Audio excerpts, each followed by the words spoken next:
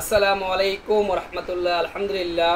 সম্মানিত দেশবাসী, আমাদের দেশের জন্য দোয়া করবেন। আমাদের দেশে নানান ধরনের দুর্ঘটনা হইতেছে, আল্লাহ যেন আমাদের দেশকে হেফাজত রাখে। আর আমাদের দেশে কদিন আগে গতকাল আপনি বিমান দুর্ঘটনা, অনেক মানুষ মারা গেছে, অনেক মানুষ পুরে বান ইউনিটে আছে। আপনারা সবাই দোয়া করবেন। আর একটা দুঃখের খবর হলো, এখন আমরা এর হেরে না দুঃসাহ সবাই যেন আমরা একভাবে মানুষের সেবা দিতে পারি, এই চিন্তা করবেন। কোনো ষড়যন্ত্র খেলবেন না, দেশের মানুষের জন্য সবাই হেল্প করবেন। আর এখন কিন্তু কিছু কিছু মানুষ শুনছি, আমি কয়েকদিন আগে শুনছি আপনার, কালকে রাত্রে শুনছি খবর আপনার, কোন লোক জানি পানি পানি চাইতেছে, চাইছে পানি আনার জন্য 1 লিটার পানির দাম 600 টাকা বিক্রি করছে। দেখেন কেমন মানুষ, তারপরেও 600 টাকা মানুষ পানি পাইছে না। তো এরকম ষড়যন্ত্র এরকম কিছু করবেন না। আমার দেশের মানুষের জন্য সবাই দোয়া করবেন, আল্লাহ যেন সবাইকে ভালো রাখে। শুনছি পাইলট একবারে মুরগির মতন বুনো হয়ে গেছে।